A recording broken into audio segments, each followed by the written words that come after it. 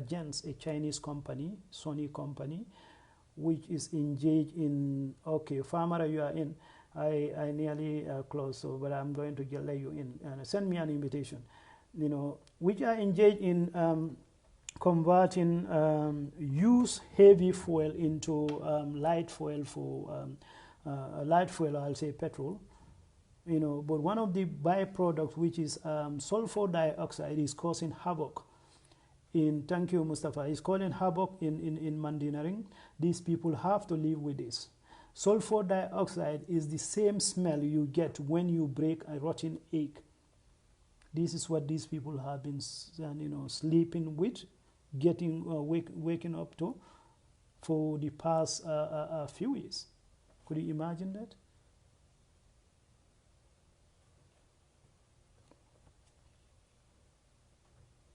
Yeah, Farmer, you can accept that invitation. Elizabeth, thank you. How are you? Yeah, so this is the situation. While a majority of us are busy lambasting each other about politics, which is normal, but there are, Gambians, the corruption is killing that country, and we need to come together and make a stop to it. We cannot let, these pampered, overpaid pen pushers, take us for granted. Could you imagine something as serious as this? The director says he's not aware they are operating.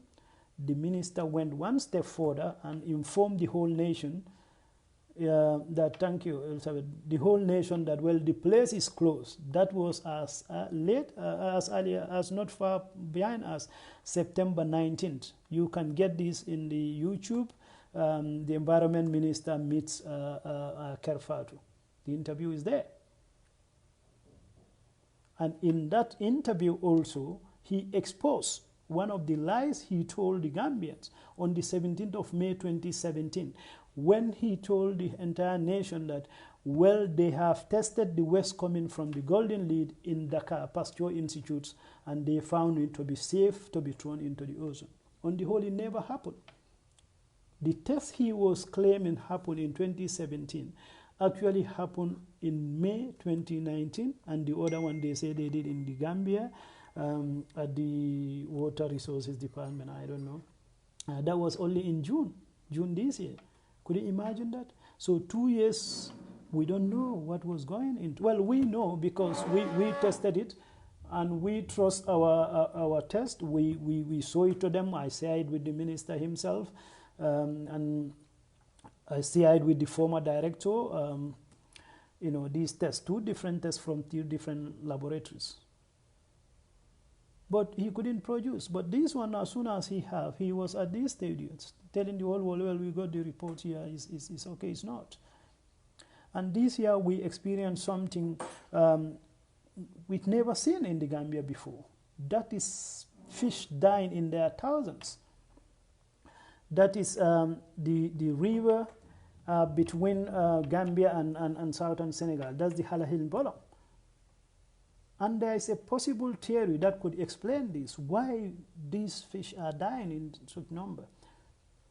Well, if you, on the 19th and 20th of September, last September, we walked from Gunjur to Katong, and the following day we walked from Gunjur to Sanyang, just to assess the burden of plastic pollution.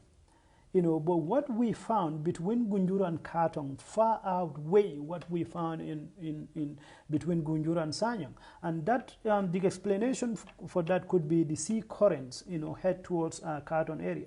So if we have 3 fish meal factories, one in Sanyang, one in Gunjur, and the other one in Katong, and they are all upstream of the sea current, so we expect the seaweed. We've also seen the seaweed a few months ago in Gunjur, Sanyang, and Katong. At some point was 2 meter thick. So once all these dissolve in air, it creates chemicals that can kill these fish. That's what we believe. But then again, we have this permanent secretary. I'm not sure why he did at school. Dr. Banja sitting in the GRT studios, coming with some theories. No, I don't know who will believe them. These fish, even the birds, avoid them.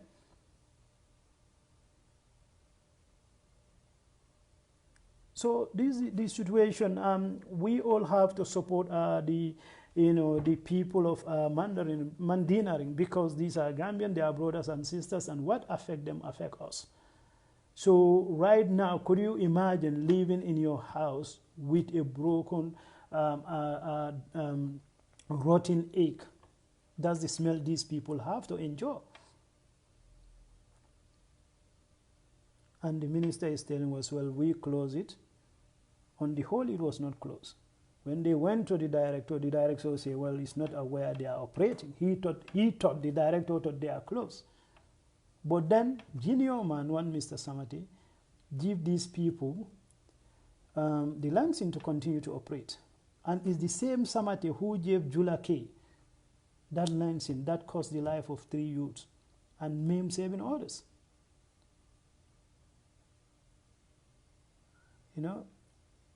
So it's just unbelievable.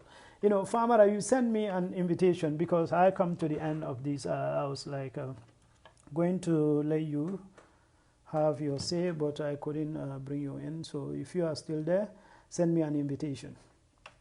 Yeah, so guys, that's our topic today, and also just a brief news that our court case against Golden Lead proceed on the 20th of January, and it's rescheduled again for proper proceeding on the 29th of January.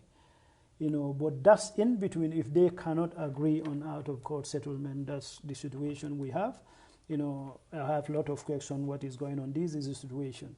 The matter finally was called at the court on the 20th of this month, that is November. And they suggest, out-of-court settlement. But if they can agree on anything, that means on the 29th of January, the court should actually, should definitely proceed. But what is happening at our courts is not acceptable. In fact, this one I forget also in Sanyang just 3-4 days ago. The tourists have to vacate, the Sanyang beach, because of the smell. Could you imagine? They're destroying these guys' business. The amount of investment. If you go to Sanyang beach as a Gambian 2-3 years ago, you will be proud.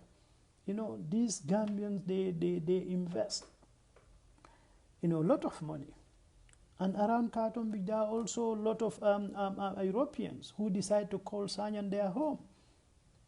These people pay their tax, and they boost our economy.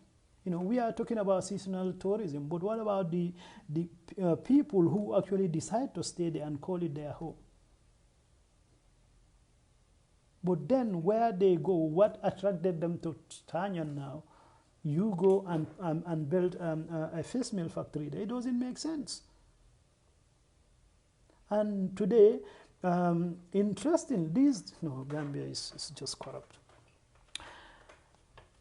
Today, Mohamed Sameka Jane share a story.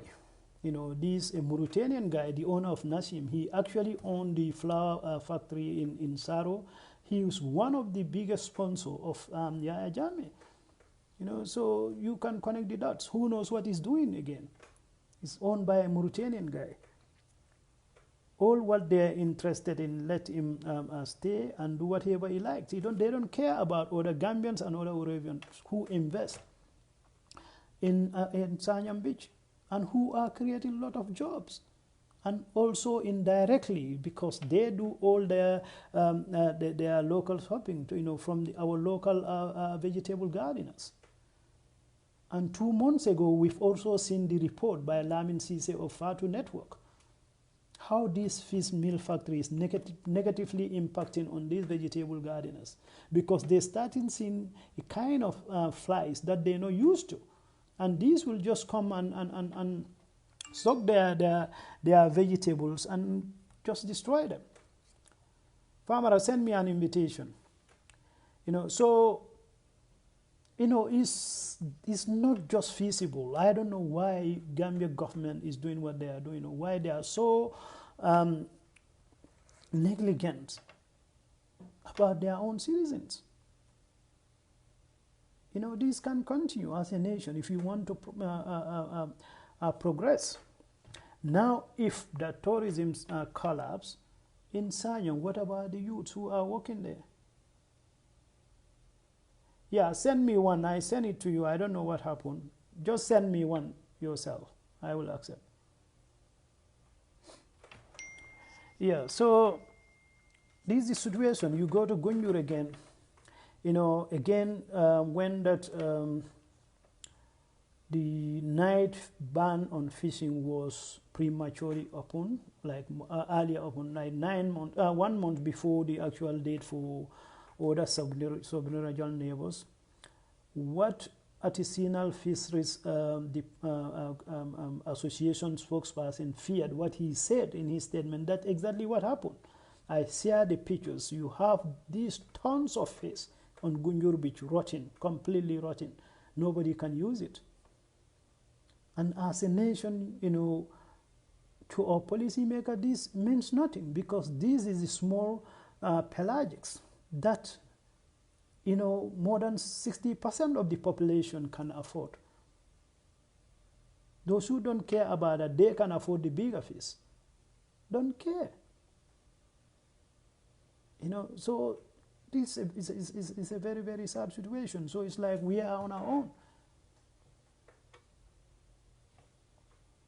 Farmer, you have to send me, I don't know what's happening, why you can't see my invitation. Sorry, I need to get rid of my earpiece.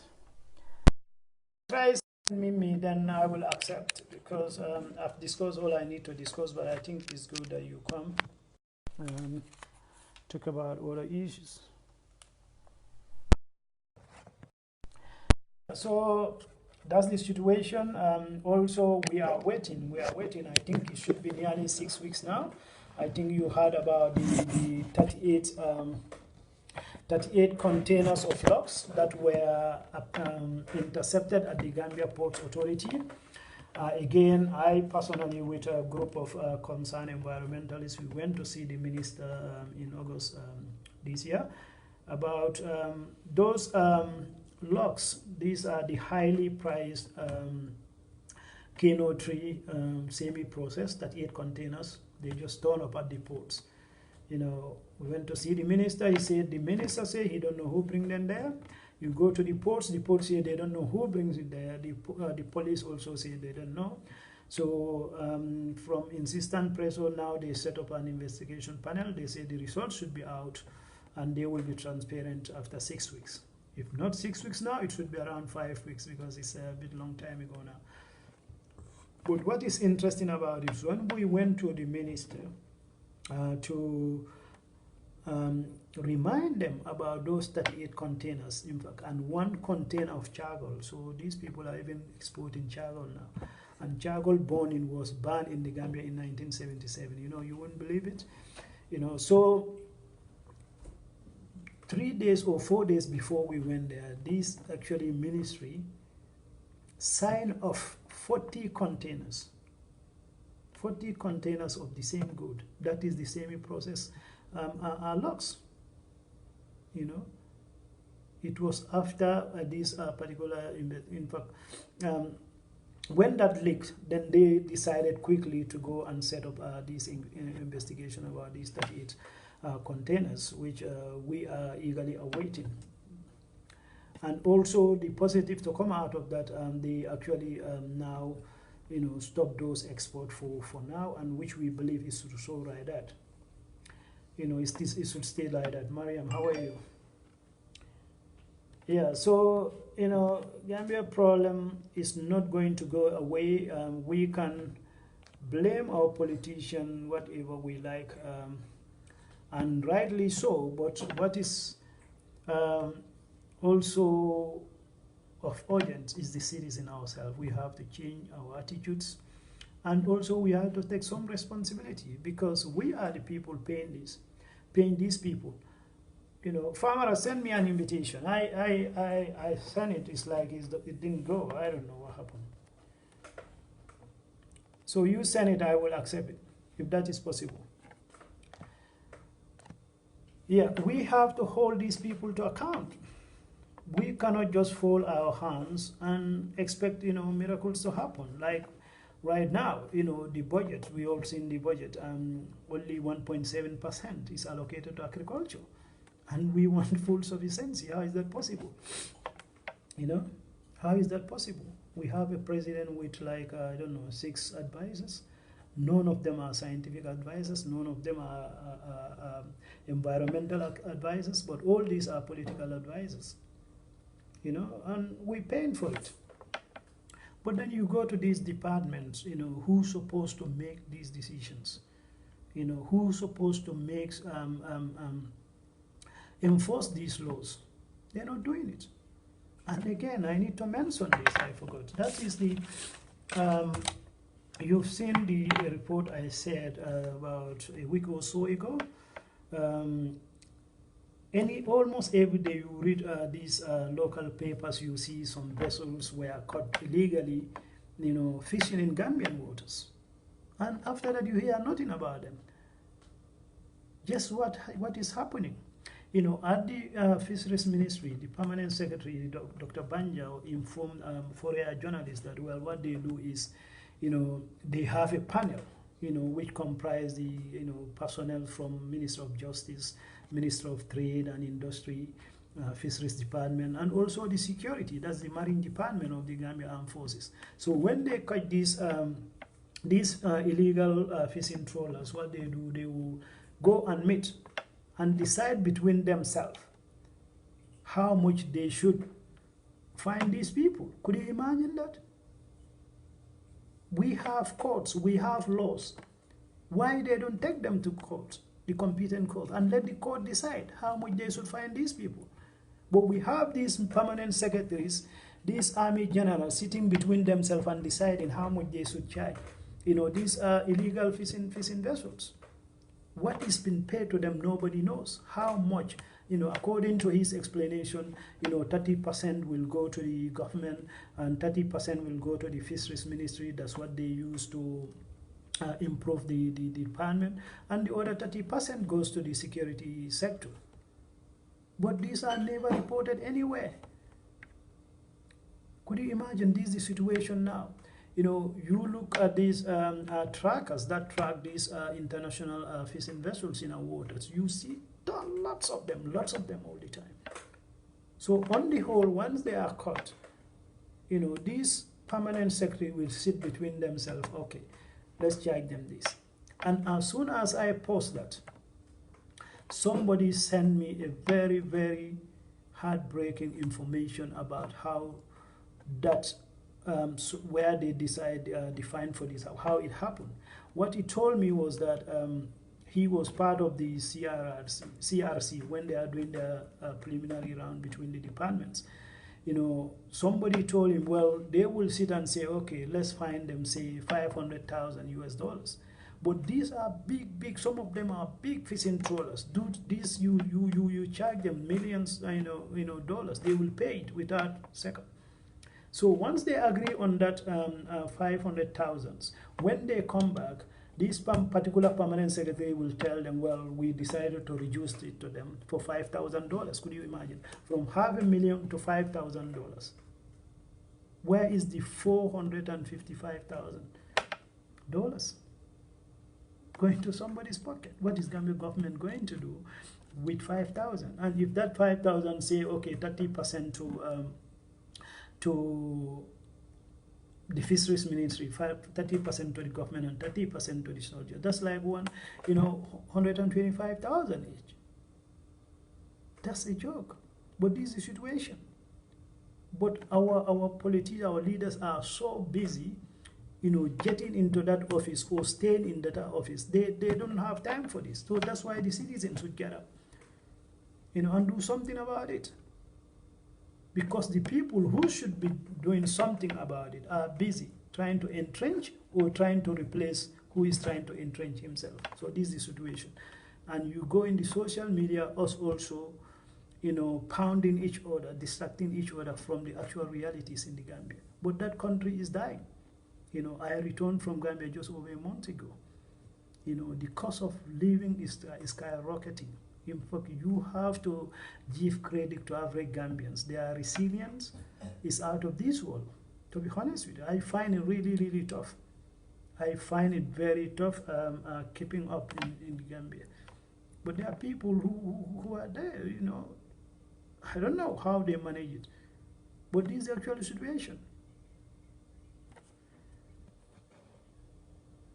Yeah, Farmer, send me an invitation. I want you to elaborate on this particular topic. Not sure what's happening here.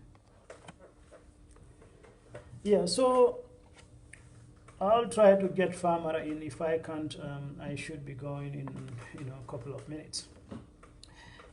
Yeah, Farmer, let me read your report. What you saying? Yeah, so this is the situation. We have laws. Nobody cares, nobody enforces about those laws. That's why we have all these problems. You know, a factory, a chemical factory like this Sony company in Mandinary, if environmental impact assessment was done properly, they won't establish it where it is. For example, one big flaw is the factory is, you know, in the direction of the wind. That's where the wind is coming from, blowing towards the village.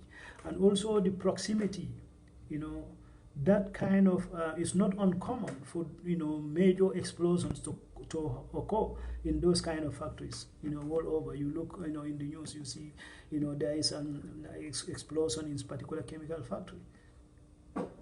Allah forbid, but if that happens, you know, the damage, the catastrophe will be unprecedented.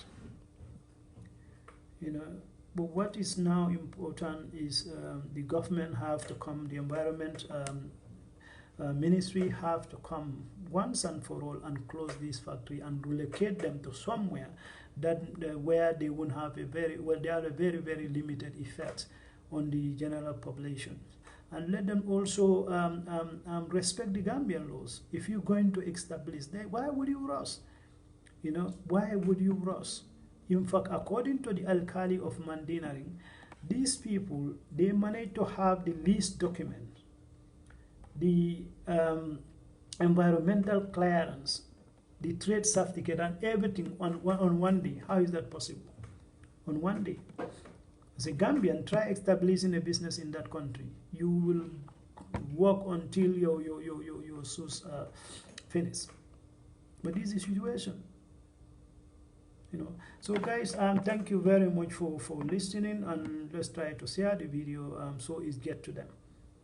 What I do after all this, I will email them if they want, they watch, but eventually the message actually get through, because I managed to meet the Minister of Environment on a couple of occasions, you know, while I was in the Gambia, and you know, they looked in, you know, they do, you know, listening. So I don't know why, you know, whether they are distracted or not, but I can't believe a state minister will go to a national TV and tell them that, well, this particular factory is closed because what they're doing is illegal and it's not healthy.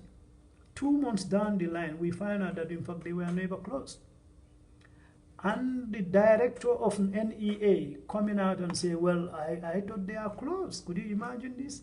But then the junior staff, one Mr. Lamin Samati, saying, well, I give them the license because I think, that's what he said, I think they sign an MOU with the Village Development Committee. So that's why I give them the license. But he never asked them if there is an MOU, is there have to be a proof. You put an MOU on papers. Why he didn't request for those papers? But he went on anyway, junior staff, not the director. I think the director should be involved. I don't know how the government machinery work, but I think, you know, such important decision, the director or the ministry should be involved. But it takes a field worker, one Lamin Samati, who has decided, you know what, and interestingly, this Lamin Samati is from Mandinary himself. You know what, I'm going to give them 1 more year, you know, to create havoc in my own community. Could you imagine that? And already there is ample evidence that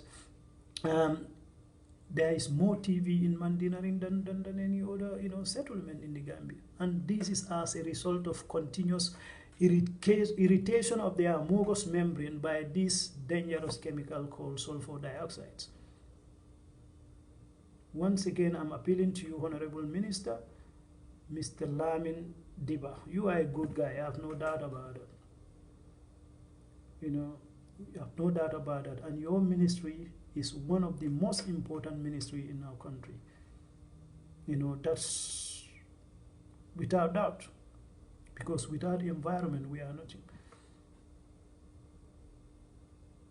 So do the right thing and save and bail out, the people of Mandinary.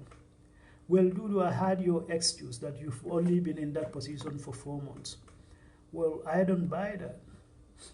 You've been a director for only 4 months, but you've been at the National Environment Agency for quite some time now.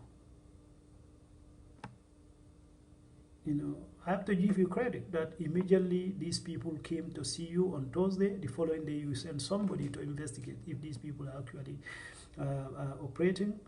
And your reporter who you sent there, what the information I gathered, was very, very angry when he went to the factory and found them operating. But then it's your junior staff who give them the go-ahead for them to continue to create havoc for his own community. I think that is just too bad.